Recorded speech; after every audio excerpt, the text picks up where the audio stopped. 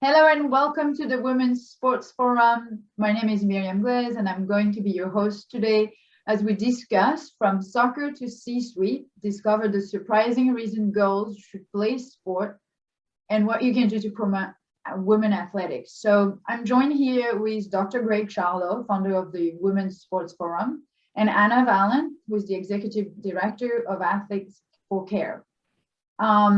We're going to be talking about this really important topic for the next hour or so. And this event will be recorded. We will be sharing it on the Women's Sports Forum platform, as well as with all participants as well. And we are welcoming your questions throughout the discussion. So you can submit your question in the Q&A box or in the chat. And I will be collecting them and asking them to our speakers this morning. And now I'm going to pass it on to Greg to introduce himself and also talk to us about the Women's Sports Forum.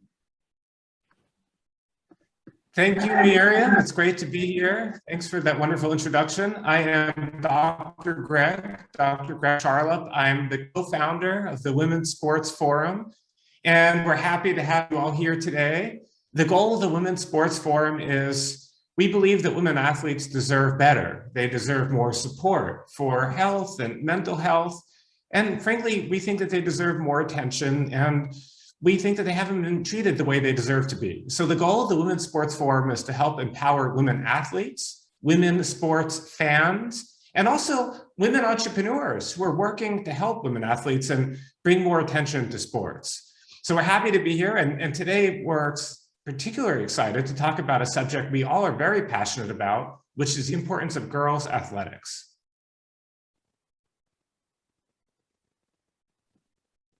Thank you, Dr. Greg. Anna, do you want to give us an introduction of you and Athletes for Care, please? Sure, absolutely. I'm Anna. As they mentioned, I'm the Executive Director of Athletes for Care. We're a 501c3 nonprofit organization. And we support current and former athletes, specifically in their transition from a career in sport and life after, but also looking at ways to make sports safer and healthier for athletes of all ages. We focus specifically on physical health, mental health, and financial health. We've got to protect our young kids coming through sports, and then help with that transition out for those who make it a career. Thank you so much, Anna. And a quick introduction about myself before we get on with the discussion. So I am Myriam Glez, like I said, and I am a two-time Olympian in the sport of synchronized swimming. I'm also the founder of Athletes for, which is also a nonprofit organization that helps athletes transition out of sport and develop beyond sport as well. So now we're going to jump in right into this conversation, and I want to ask you, both of you, why do girls' sport matter? We're going right into the importance of this topic. Anna, do you want to get started? Sure, absolutely. Sports for everyone, but especially the female athlete, growing up, learning, dedication, ways to compete, building confidence, understanding body, building nice body image situations, and getting everybody comfortable as they grow and change and develop. It's just so important to the future, and making sure they're confident, they understand how to set and achieve goals, be dedicated, how to assert themselves. In a lot of sports, you get that opportunity, how to be a team player, even if you're in an individual sport, and just sportsmanship as well. If things are going great, how to behave. If things are going badly, how to behave, and all of that just really translates into the business world quite well. Well, obviously I'm not a woman, and so I never personally had to experience this, but I just want to share a story because I have two daughters. They're 9-year-old twins, and we've been struggling with this very issue right now, which is how important is it that they play sports? They've just gone back to school after the pandemic, and we're trying to figure out their schedule and how big of a deal to make athletics. And so while I was doing that, I started doing research, and it was shocking to find that there is actually some really impressive data that when girls play sports, they're much more likely to be successful leaders as adults. There was this Ernst and Young study that found, at least in their study, over 90% of C-suite women, so highest level business women, over 90% of them played sports when they were younger. I mean, it was really, really mind-blowing. And so it made me think, as a parent of girls, I want to do everything I can to ensure their success. And it seems like one of the very best things we can do is to get them to play sports. It is so true, Dr. Greg and Anna. And I think, it reinforces confidence, autonomy, independence. All skills that are really important for young girls.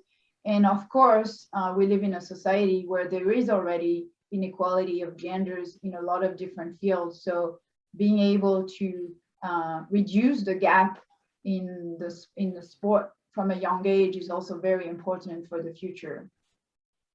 So the research shows that when girls play sport, they're more likely to grow up to be successful businesswomen and leader. You both mentioned that.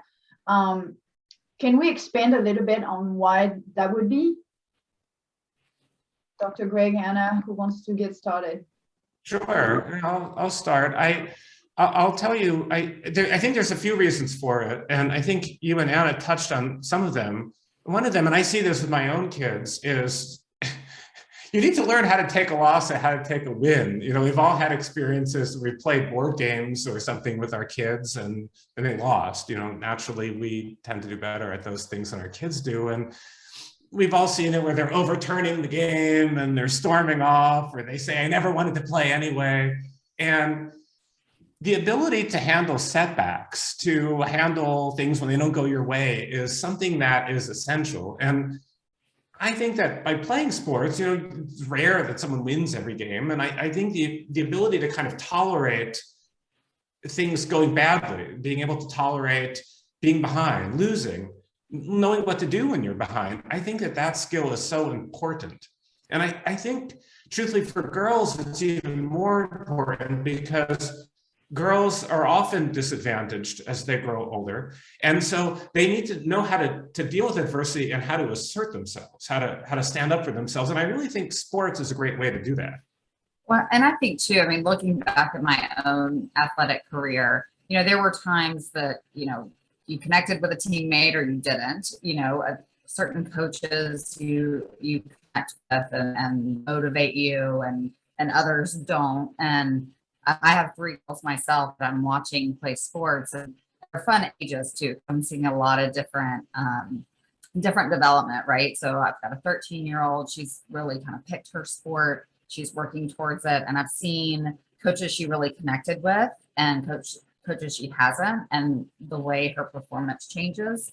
We've had a lot of conversations about, how do you handle the situation, right? So when she's mad or she's with a coach that she's not really connecting with, it's okay, well, you don't want their behavior and the way they handle things to impact your success. So how do we, take what the point they're trying to get without letting it impact, whether you sleep tonight, like those types of things. And I think that really plays into the working world too.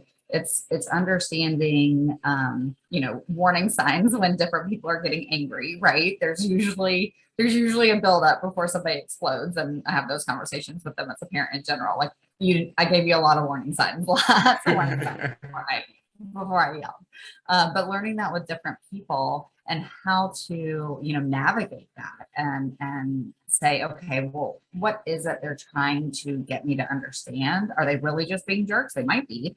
But how do I navigate that and still, make it through the season with them and not, I have to sit on the bench because I've now been rude or not a good sport, right? In reaction to them. And that it plays so well into the workplace to help you navigate as you move through your career. Sometimes you're going to have bosses that, you really connect with, and other times you're not. And so, kind of seeing that play out early, I think, is great life skills.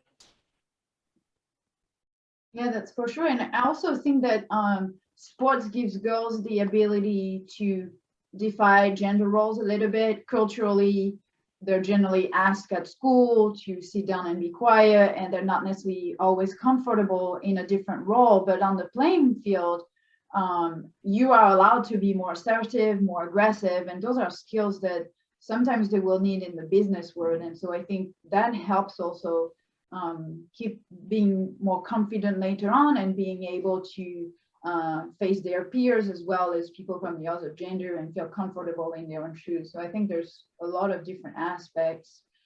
You talked to Anna, you talked a little bit about age, Greg as well. And so do you have a recommendation on when girls should start playing sports? And are there any specific sport that they should be getting into? Are there more benefit for one sport or another? I mean, just in our house, we started early, and it wasn't, you have to go be good at this, but it was, you have to be doing something active, and learning that, you know, okay, what would you like to do? We had a lot of questions. What would you like to do? What would you like to learn? Sometimes it's been art related. Sometimes it's been more physical activity related, and they get to pick, you know, what do they want to do? Once they pick, if they get into the season and realize they hate it, you know, the conversation is always, you never have to do this again, but you do have to finish this season because you committed to it. You're on this team. I paid for it. You know, all of those things. You just have to get through this. And actually, more often than not, by the time they get to the end of the season, they want to do it again.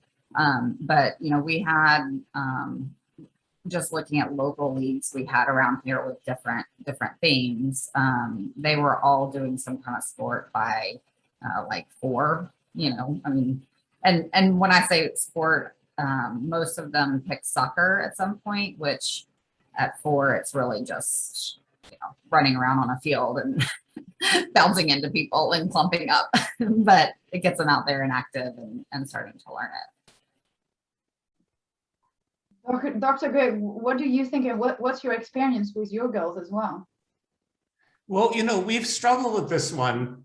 I think, like a lot of people, what we did is we started them, this is pre-pandemic, we started them in gymnastics, and they did some dance. And I mean, one thing that we always did, and this is always a priority of mine, is we try to get them outside. So whenever I could, I'd be like, go outside. You know, I think it's hard these days because play outside, I don't think it's what it used to be. You know, I used to be like, when we were younger, you know, I remember like your parents would be like, go outside, and you wouldn't see them for a few hours. Now things are more structured and you're watching people more carefully. I think we're more nervous, but we'd always try to get them outside. But for our early sports were gymnastics and dance and some martial arts. And then the pandemic kind of came by and it threw a wrench and all that stuff. And now we're struggling with this, you know, and I think Anna's point is a good one. They need to do something, and it's hard to kind of figure out what that is. I mean, the truth is, ideally, they would find a sport, be committed to that sport, and go through it multiple seasons, handle the ups and downs, and reach mastery of that sport. Because I think playing sports is great. You get health benefits, and you have to deal with interpersonal things, which is important, and you have to deal with losses and wins. But the other component is mastery, and that only comes from time, from playing sports over and over, from practicing really hard and practicing regularly. And so ideally what you would do is you'd find a sport that your kids like, and that they would commit the length of time it takes to develop some mastery of the sport. And honestly, we've struggled with that, because how do you decide, how does an 8-year-old or a 7-year-old decide what sport they want to play for the next 10 years? It's not so easy. So we've tried to expose them to a few different things, and I'm trying to be better at that. But this is actually a tough one. Well, what are your experiences with that? Because you started swimming early on, and how did you settle on that? So my parents kind of took the approach of, you know, trying a lot of different things. So I ran track for a while. I think like a lot of girls, I was in dance for a while. I have an older sister who was also in dance, who ended up going on to become a professional ballet dancer and had a 21-year career as a professional ballet dancer. It's it was hard to be the little sister of a ballet phenom, even in like our small town like dance classes, because they expected, because I was her sister, to be as good, but it just wasn't my thing. And so what I needed to do was venture out and find what I wanted to do. So I wanted to be a diver, but my mom said she didn't want me to dive until I had finished growing a little bit more because of the impact and stuff. And so she was like, but why don't you try swimming? And so I started swimming like a month before I turned 11. So in this day and age, I feel like that's like ancient to start a sport that becomes, what you do in college and all that. But I started swimming, and by the time I got to the point that my mom was okay with me diving, I was pretty good at swimming and enjoyed it. So, I just kind of followed that out, but I felt like it was my decision to do that versus, my parents being like, you should be a swimmer type of thing. Anna, it's really interesting to hear you say starting swimming at 11, because like gymnastics, it's typically a sport you start really early on, and you put in a lot of years before you actually get to swim in college. I believe in a really diversified approach to sports with young kids. Like you want to teach them to be able to do lots of different things before you actually specialized in a sport, and that gives them the opportunity to also try different things, so that eventually they might find someone either that they love or that they're really good at, or even both. That would be excellent. But the system is not necessarily set up to accept that. So you may put your kid in something, try a bunch of different things over time. By the age of 10 or 12, it's a little bit too late to actually be in a competitive program. So you run the risk of not being able to be on a team that will compete. And even though there are benefits for kids to actually really develop their physical skills in a lot of different ways, rather than focused and be super specialized early on. So I think that's an ongoing discussion in the sports world all the time. Greg, what about the health benefit? Can you dive in more? We've talked about the long-term benefit in business and for skill development and personality, but can you talk to us about health-related benefits? Yeah, absolutely. I'd be delighted to. It's interesting because I work with a lot of women athletes, and by and large, these are incredibly healthy people, as you can imagine. They play sports early. They're focused on eating well for the most part, and they realize that sleep and mindfulness is critical for health. But even at the non-elite level, there's great data, in fact, that when girls play sports, kids in general, girls particular, when they play sports, it does have long-term health benefits. And part of that is, I think, you get the healthy habit of exercising regularly. And so I didn't play sports growing up too much. And so, I didn't exercise that too much until I got into college. And, I decided, whoa, everybody's exercising and not me. And so I made myself go to the gym, and I've kind of stuck with that since then. But it turns out that when you get these habits early, when you exercise when you're young, when you take for granted that you're going to be exercising every day, that sticks with most people. And so when kids play sports when they're younger, they're more likely to stay athletic later. But there's other kind of interesting health benefits. We find that when girls play sports when they're younger, it turns out that even 10 years later, they have better cholesterol levels and they have better blood pressure. And if you look at different kind of markers of health, when girls play sports as they get older, we don't have data looking at, say, like an 8-year-old versus an 80-year-old. Those studies are too far out. They're too long to look at. That would be interesting to know. But if you say, take like a 12 or 14-year-old and look at her when she's now in her mid-20s, you'll find that she's a lot healthier. So there are a lot of benefits. A lot of times when girls play sports, they are more mindful of what they're eating. Again, this isn't always true, but it often is. And another thing that's important is when girls play sports, they're less likely to become pregnant as teenagers. and they're less likely to abuse substances as teenagers. And that likely is because, again, they care more about their health. They've got things to do that are important rather than just going around and using drugs or getting pregnant. And it's interesting that you're going to have a safer teenager if your kids are playing sports.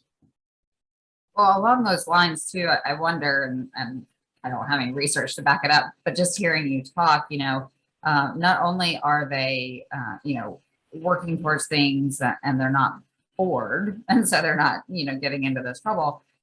They also, I would think, have friends and like a better network. So they're not having to validate themselves through things like, what does this boy think of me? I need to do what he wants me to do. They have a little more self-confidence and things like that too, I would think.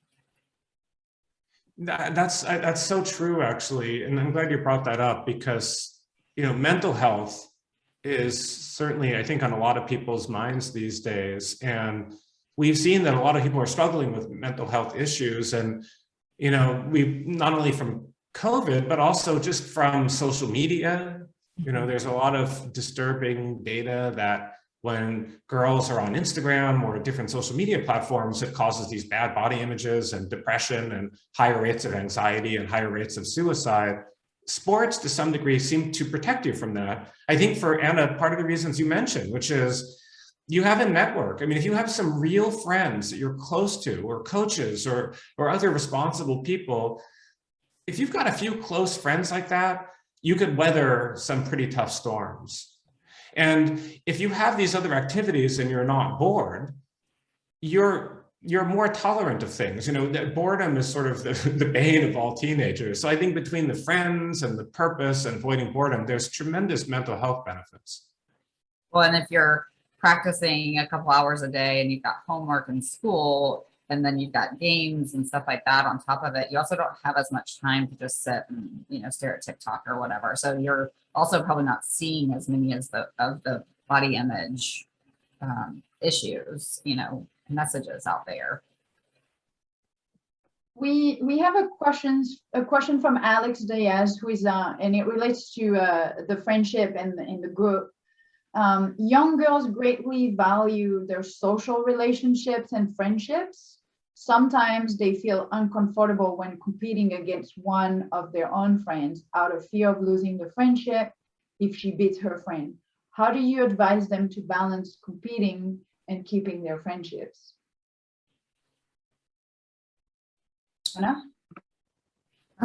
Well, I would say that I've always had friends that I competed against and competed against me. Swimming, it's a very individual sport. Now as an adult, I played tennis, which, when you're doing doubles, it's more of a team sport. What I found in my life is the people who didn't take winning against me or losing to me very well and made that be part of the criteria for being a friend with them. Ultimately, I kind of weeded them out of my life. It's really important to have those messages that, what's happening on the field or in the pool or wherever it is, that's a sport and that's what you're doing, and let it motivate you if your friend beats you, but don't be a good sport about it too. So, if you beat your friend, have a conversation with them and be like, you did great. I saw you did this really well. Or, in a sport like swimming, wow, you got a personal best, or you'll get it next time. Something like that, where you can actually nurture the friendships around the competition. And then, you can celebrate with each other and razz each other and kind of build those kind of relationships. And, like I said, I would just say that, for the people who don't want to be your friend because you're winning, that's not who you want in your life. I'm a big fan of compartmentalization, and I know it's easier to say than do, but I'll just give you a little example. I love debate, and anyone who hangs out with me, we'll just argue all the time. I just love to do it. I've tried to tamp it down a little bit, but it's one of my favorite things. And in debate, what you would do is you would argue viciously about whatever the topic was. But the second the debate was over, you're like, hey, you know, let's go out and get a pizza or something, you know, and you move on. And so you don't let the whatever it was you were fighting over interfere with other things. And this is such an important lifelong skill. You and I are friends and we may disagree over something, or maybe we'll play a game and you beat me, but we need to then go on and go out and get pizza afterwards, or maybe a salad, you know, something healthier, and not have that linger. And I think Anna's point is a good one, which is if you have people in your life that will have that linger, that you beat them or they beat you, or even an argument and that lasts for days or weeks, maybe those aren't even people you should have in your life. I would also consider that this is a good learning skill. Like, you're going to be exposed to that type of competition throughout your life. And so having practice at it and not be surprised at 25 years old when this happened with a colleague or with someone else is really important. So for me, having kids exposed to this and practicing, you know, the discomfort the first time it happens and you don't know how to react to how your friend reacted, you don't know how to deal with it the next day, you don't know how to get back to your friend, like having all these situations where you're actually learning, one, to be emotionally aware of how your friend is reacting, how what you're doing is impacting them, and then how their reaction is impacting you. I think these are really good skills to have throughout their life. So I find that really important, even if at the end you end up deciding maybe these are not necessarily to be your long-term friends, but at least you've been exposed to that situation. I find that very valuable. We do have another question from Daryl, who's asking, which life skills seems to be only learned through sports? Mastery is important, but I've known young women who play instruments to have that skill as well. Anything that comes to mind specifically from sports? Well, I mean, I think like playing instruments and things like that, really anything you can do where you are setting goals, you're seeing improvement, you're understanding how your behavior actually impacts whether or not you're successful and whether or not you achieve goals. I think that it's really a valuable experience across the board. I would say probably the health benefit of working out and what Dr. Greg was talking about earlier with, you know, if you work out and do physical activity early, you're more likely to have that be part of your routine throughout your life. I would agree. And the thing I would add to that is, I hate to put it this way, but kind of dealing with pain and physical discomfort. You know, you both swam. And I like swimming too, but I'm a total chicken when it comes to going in cold water. You know, I hate to trivialize it, but just as an example, you know, my kids they like to swim too. They're always trying to get me to go in the pool. And unless that pool is warm, I'm having trouble getting in there because I have trouble kind of dealing with the physical discomfort of the cold water. Or when you're doing a sport that involves a lot of running, you have to build up a certain amount of endurance and you have to be able to play through the pain of that. And so I'm all for playing instruments and playing chess and all those things. They're great. And they do help with mastery, and they do help with what Anna was saying about picking a goal and trying to reach it. But sports, I think, has that extra benefit of sort of the physical aspect of the health and also sort of just dealing with physical adversity.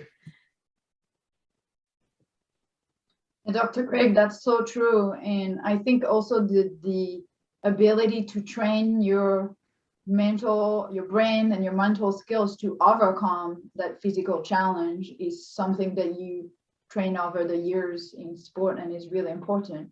And I think the impact also of the hormones and the exercise on your body, but also on your mental clarity, I think is really specific to sport. I mean, we could go on. There's a lot of different things that are important and learned through sports. I want to shift a little bit to resilience because we hear that word a lot. People in business talk about it a lot. And so I wanted to ask you both what your definition is of resilience and how does playing sport actually develop resilience? Anna, do you want to get started with this one? Sure, absolutely.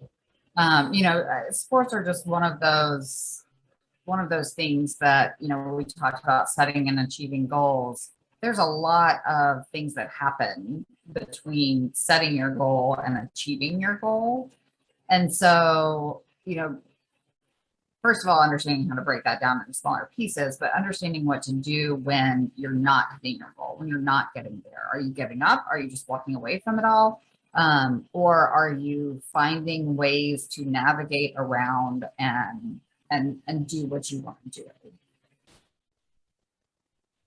Life isn't easy. And, one of the things that bothers me a lot with kids is when you see entitled kids, kids that just expect to get what they want because they want it. I don't like that. And I worry that entitled kids become entitled adults, and that isn't good for anyone. And so I think there's something to be said for when things don't go your way, you could either keep pushing, or try harder, maybe try a different approach, something like that, not give up. You could fold, just say, forget it. Or you could get angry and sort of demand things. And I think if you're a business and you're hiring employees, or you're looking for someone to work with, or even just for yourself, if you've set a goal, like you're going to write a book, there are going to be days you're not going to know what to write, or you write something and it's no good. If you just if you tear up your manuscript and throw it away and move on, you're not going to accomplish any of the hard stuff. And you're either going to just feel entitled, or you're going to be resentful, or you're just going to give up. And we don't want our girls to have this attitude as they become adults, that they just give up or they fold when things don't go their way. We want them to find a way to either keep pushing to get what they want, or take a new approach to get what they want, but not to give up just because something is challenging. And I think that's what resilience is all about.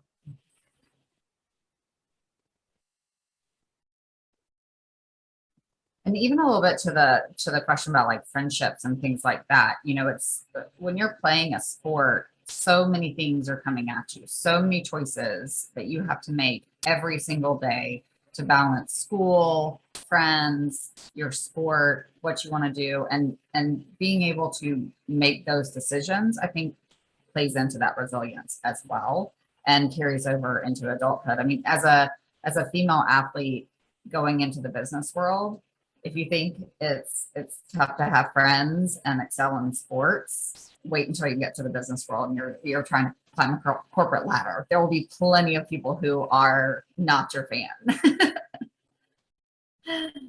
And to circle back to the business world, I think people are so interested in they're so interested in resilience because this is something we don't really teach in a class where you learn history or science. Those are skills that you learn by practice, by being exposed to different situations. And I think that's what the business world is so interested in it. We're talking about how you deal with change, agility, keeping composure, your motivation level, being the tenacity, being a self-starter, finding solutions to problems. These are things that you learn every day on the field, in the pool, and through college if you play sport. And I think this is why we've seen so much businesses ask about resilience and kind of put that skill forward, especially in a world where technology is moving and changing so quickly that we can't really keep up in terms of skills that you develop at school. So those soft skills become even more important in the business world. That's sort of how I see it too. What from the parents' side, and you both have children, what can parents do to encourage their kids to play sport? Do you think they should force them to play? How do you decide what sport your kids will play? What's your philosophy to get started, and then throughout the life or the journey of a kid and teenager? Anna, maybe you get started because your kids are older. Yeah, I'm just starting to get into the teenage years, but I also have 13, 10, and 6. So we're lots of different stages in this. Our approach was first what was offered at their school, because as a family with 2 working parents, carting kids to different sports is a challenge. And so we looked at what offered, their preschool offered like some gymnastics classes, dance classes, karate. And so, we had them take advantage of those at school. And then once it got to the point of, they're needing to do things outside of school because they're, our elementary schools didn't have that, but their preschools did. I would do a little research and figure out what was near us, what could I manage with my schedule. And then I would just come up with kind of like a list of options and be like, hey, what do you want to do this fall? You can play baseball, you can play soccer, you can swim, you can, here's the list, horseback riding, whatever. But I knew what my parameters were of what we could realistically handle as parents, as far as toting people around. And we would set a limit. You can pick 1, you can pick 2, and it was based on kind of the if it's 1 soccer practice in a game a week, you might be able to do, another sport or an instrument or music or something as well.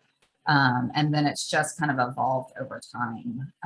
Our middle and youngest have like locked in on soccer, which is funny. I don't understand soccer. They'll send out messages like, oh, this week it's 7-on-7. And I have to say to my husband, is that more or less than are normally on the field? But they've kind of locked in. They're really excited about it. That's what they pick every season.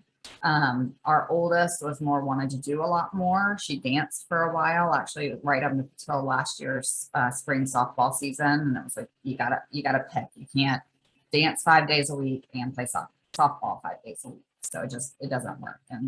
And she picked softball. So just kind of doing that. And still every time it's time to sign up, I verify that people still want to do what I'm about to sign them up for. Well, I just want to quickly say one thing about resilience too, before we get to that, because I'm happy, Myriam, you had sort of mentioned about what schools teach. One of the things is it turns out, like, say you're doing math, it's easy to like math if you're getting all the answers right. If you're taking a test and you answer every question correct, that's great, and you're going to like it, because especially kids, even adults, we like things we're good at. But what happens when you have a math test and you miss questions because they're harder? Are you going to give up? Are you going to say you don't like math anymore? Or are you going to double down and say, you know what, this is hard, but I'm going to learn it because I really want to learn math, because that's important. And for girls especially, learning things like math and STEM is essential. So I think if you develop some extra resilience from your athletic training, that could spill over into other things like science and math. So you're ready to go when the going gets tough, even in school. But your question about, what do you do with your kids? I love Anna's answer and I agree with it. And the one thing I would add is, I think as a family, especially if you have younger kids and you're listening to this, the adults in the family need to sit down and decide, what are our family's priorities and what is within our grasp? And obviously this is a show to promote girls' athletics, but I do want to give a little bit of a counterpoint, which is you can't do everything. So as a family, you need to sit down and say, well, how much money can we spend on this? Because these sports can be pretty expensive. Anna mentioned horseback riding. I heard that one. I'm like, oh, that's right off the table for me, because that's expensive and that's far and everything. But you have to figure out, like, how much can we spend? How much time do we have? Because, you hear so many parents that, when school is done, they essentially become a free Uber driver, and then they're driving their kids from place to place. So how much time do we have? And as a family, you may decide there are certain things that are non-negotiable things. And this is individualized. Maybe you really want to have dinner together every day at 6 o'clock. You decide that that's a family priority, or you need to go to religious services, on Saturday or Sunday, or every other weekend, you're going to take a family vacation, or you're going to visit the grandparents, or you're going to volunteer. You have to decide what your family's priorities are first, and then you figure out what sports will fit that. And that's important, because you want to pick stuff you can stick with. So if you've decided that every weekend you're going to go visit the grandparents because that's essential, then you have to find a sport, that won't require weekend activities, as an example. I'm so glad that you brought this up, Dr. Greg, because it's really important, the larger context of how things are being played within your family, the extended family, how much you can afford, how much can you afford to travel. So it's not just financially, but from a time perspective as well. How many kids you have. We see a lot of kids ending up in the same sport because, you know, we can't send our kids to 3 different things at the same time with 2 parents working, for example. So I think there are some strict realities when it comes to parenting that you have to play around with. I also like the idea of considering now certain sport that you can do as a family. I think there are a lot of options now for hiking and biking, sailing, surfing, lots of activities that can be done with everybody within your family. And so I also consider the recreational athletics as important as doing the competitive part. As long as we have girls moving and playing and being outdoors and working with others as well, I think that's really important. So now we're going to turn to a point that's pretty difficult. Actually, we have quite a lot of teenage girls. It's typically the 12 to 15 years old end up dropping out of sport. That's the timing where we see most of the girls dropping out of sport. And so I want to ask you first, you know, why do teen girls drop out of sport? And second, you know, how can we prevent that? Anna, is this something you want to get started with? Sure. Yeah, I mean, I would, again, Dr. Greg probably has some actual research behind it, but I'll give some observational information. I think a lot of things are happening with girls' bodies at, you know, in that 12 to 15 age. Maybe something they were good at, maybe they were naturally really good at it. As they start to go through puberty, they're not good at it anymore, or they're struggling, or, you know, sometimes you go through like a big growth spurt and then, you know, things just don't work the way it used to, and you've got to figure out how to overcome that. So I think a lot of people, you know, give up at that time. I think it's also, that's kind of the age where it starts becoming if you're going to do this, you're going to have to do it a lot. And so I think people are just making choices too. Like, you know, I like playing soccer. I like, you know, swimming. I'm not going to swim every afternoon and 3 mornings a week and Saturday and spend all my weekends at a swim meet. Whereas, you know, when you're younger, it might be, you know, 2 or 3 practices a week and an occasional swim meet. So I think a lot of those choices kind of go into it. And then, you know, probably a little peer pressure, and, you know, maybe their friends aren't doing the sport that they play, or people are telling them it's not cool, you know, as a girl to be athletic and to have an athletic type body. So I think a lot of that is happening in that age group. Yeah, I'm happy you asked that, Myriam, and I agree with everything Anna said. There certainly are, you know, physiologic changes from puberty and growth, and, you know, maybe you lose a little flexibility, or your height changes. That's certainly part of it. But I think, and I agree, I also agree, you know, which I want to emphasize, which is sort of the peer pressure cultural side, which is that, you know, I think this is a big problem. This is actually one of the big reasons that we founded the Women's Sports Forum, is culturally, there isn't as much support for women's athletics as there should be. And that's kind of one of the guiding principles of the Women's Sports Forum. And that was the point that Anna was just making there, which is, you know, if a boy is playing football or baseball or something, everybody really rallies behind that, you know, and they say, oh, this is so great, and my son's going to be the star quarterback, you know, and or the pitcher, and everybody's excited and everybody celebrates that, and you have high hopes for this.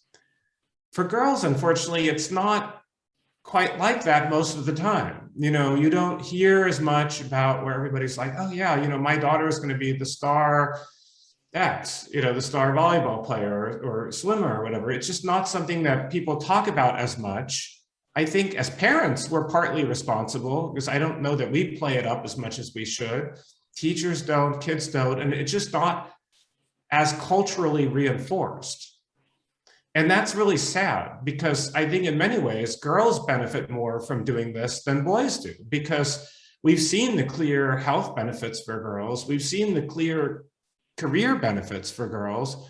And we think that this will help level the playing field for women. So in a way, society is really doing these girls an injustice by not encouraging them to continue. And if you look at the data, you'll see that teenage girls are much more likely to drop out of sports than teenage boys are. And I think it's for the reasons that Anna mentioned, and just there isn't as much cultural support for it. Yeah, and I think we also see less opportunities when it comes to outcomes and scholarship. And therefore, like Anna said, a lot of girls will end up choosing a certain direction, dropping sport to focus on academics or other activities, because they don't have access to as many scholarship and as many opportunities as the boys would do.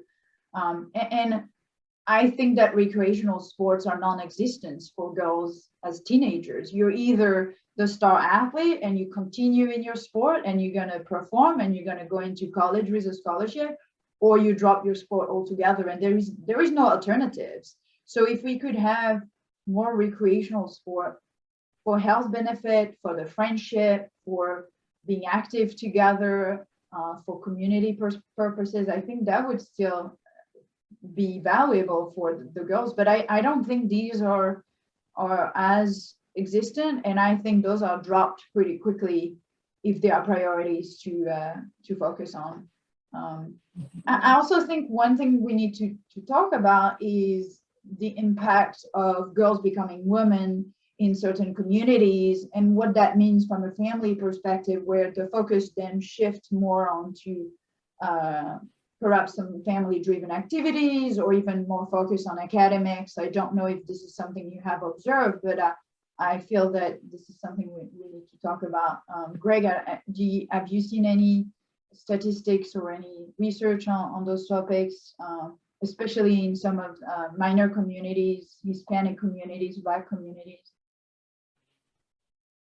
I can't give you breakdowns by specific communities, but I'm sure that data exists. But I can tell you that, and we see this in women athletes too, and you guys can probably both chime in on this, is that in general, and even this is like even professional women athletes, I think a lot of times they have life a lot harder than male athletes do, because there's all these other expectations placed on them.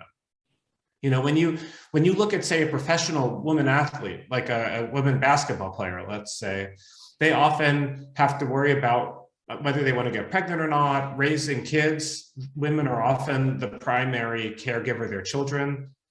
They're often the ones who's largely responsible for their parents. Women are much more likely to have to worry about the health of their parents or grandparents than men do.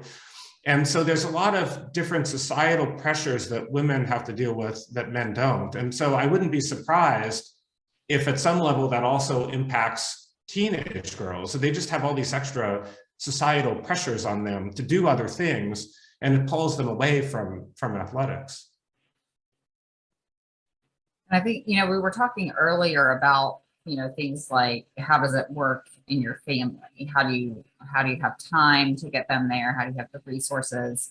And I think because there are fewer opportunities for girls to play like recreational type sports, it starts to get very difficult to transport them, to pay for it, things like that. So if your family doesn't have the financial means to do that, I feel like there are more opportunities for boys to do their sport at a higher level, in easier access and closer proximity.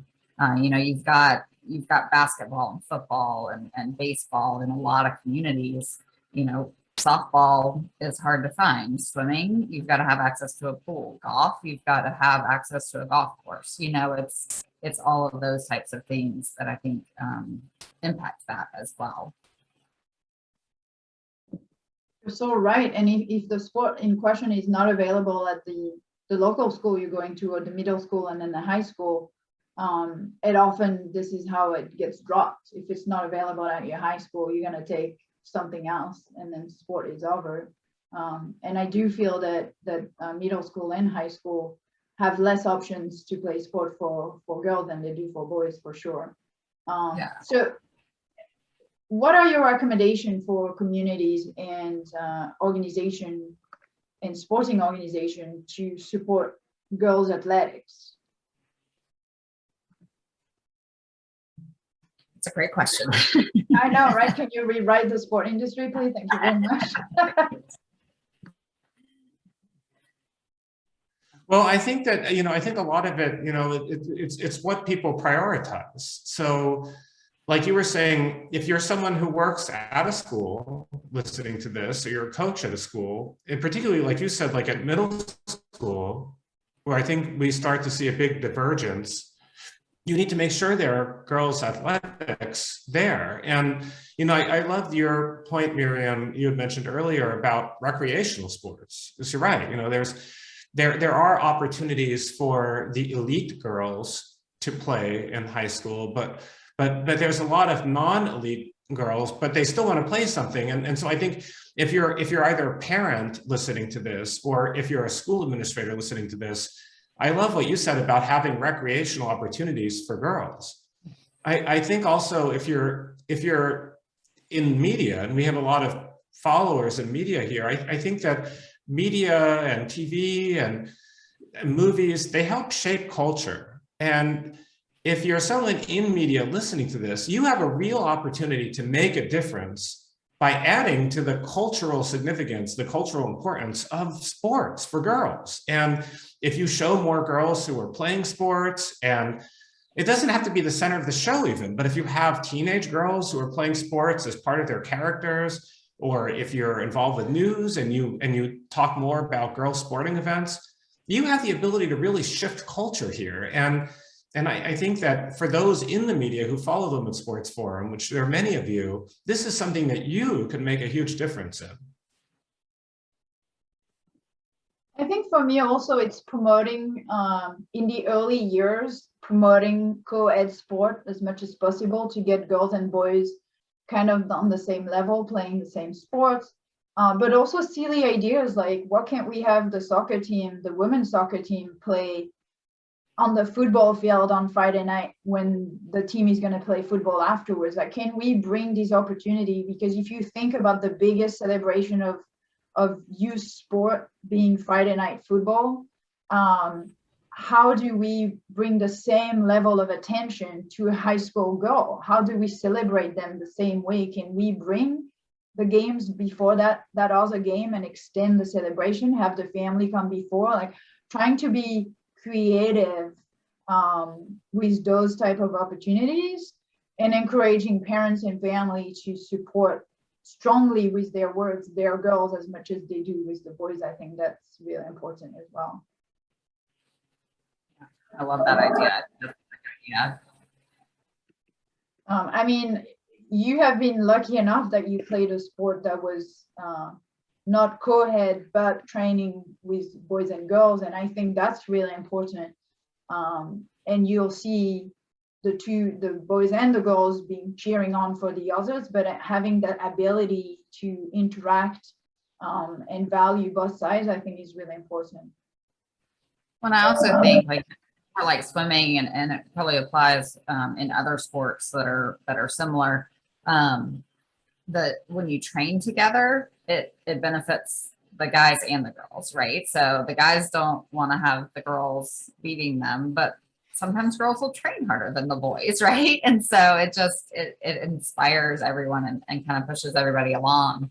I actually picked my college program based on, some collegiate programs, the men and women practice separately. Some don't have a men's program at all. It's just a women's program. And I chose a program where the guys and girls practice together because it's a little more fun. I actually think that on the international level at the Olympic Committee, we're now seeing a drive for more co-ed sport or mixed relays. And I think that's a really important message to boys and girls, that their sport are as valuable.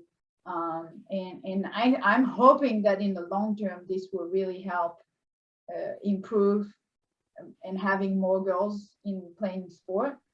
Seeing girls playing on the football team in college, I think that with the guys, I think that's really important. So all of these little things where women, young girls, youth girls, and then women are encouraged to compete at the same level as the men, I think also is a strong message in that field.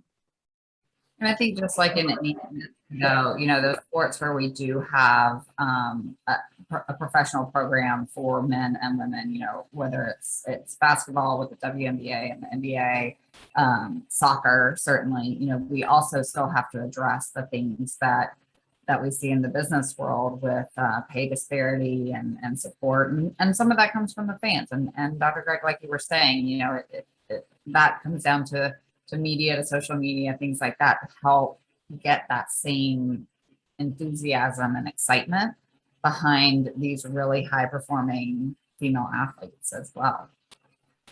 And I'd love to just tack on what you said there, Anna, which is that when you look at social media interest, people are actually oftentimes more interested in women athletes than in male athletes.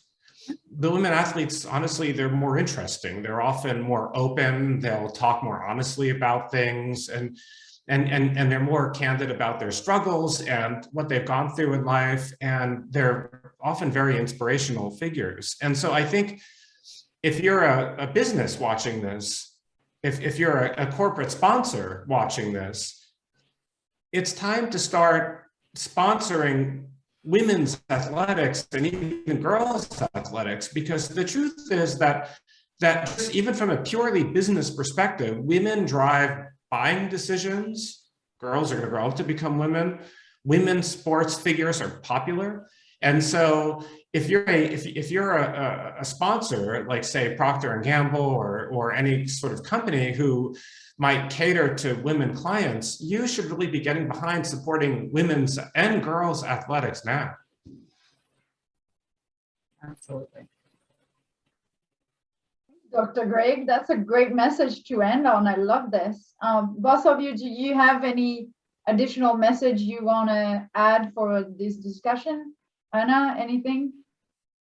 No, this has been great. I really appreciate you guys having me on, and it's great to get to know you, Myriam, and I look forward to connecting with you on outside the Zoom. Dr. Greg, anything you want to add? Yeah, I just wanted to say that I'm really glad that you organized this, Myriam. This is a great talk, and I'd love to talk about this further for people that are looking to enhance girls' athletics. We're actually writing a book about the importance of girls' sports and girls' athletics. And so we're interviewing top women business leaders and discussing why girls' sports makes a difference. And Anna, since you're a guest here, if you could just tell people how they could reach you if they're watching and they want to get in touch with you. Sure, absolutely. Athletesforcare.org. You can reach me through that. My email is Anna, ANNA, @athletesforcare.com, and that's athletes, FOR, care.com. So either way, I like that. It's a great way to reach me, and LinkedIn, I'm on there too. So feel free to reach out. Thank you so much, Anna, and a pleasure meeting you as well. Looking forward to connect further too. Dr. Greg, thanks again for joining us as usual for our monthly discussion. Everybody, thank you so much for listening, chipping in, asking questions. We had some great questions. We will share the recording with everybody, and don't forget to check out the Women's Sports Forum website as well. With that, I'm going to close it off. Thank you, guys. Thank you to all of you. Thank you. Yeah. Bye, Anna. Bye, Greg. Thank you.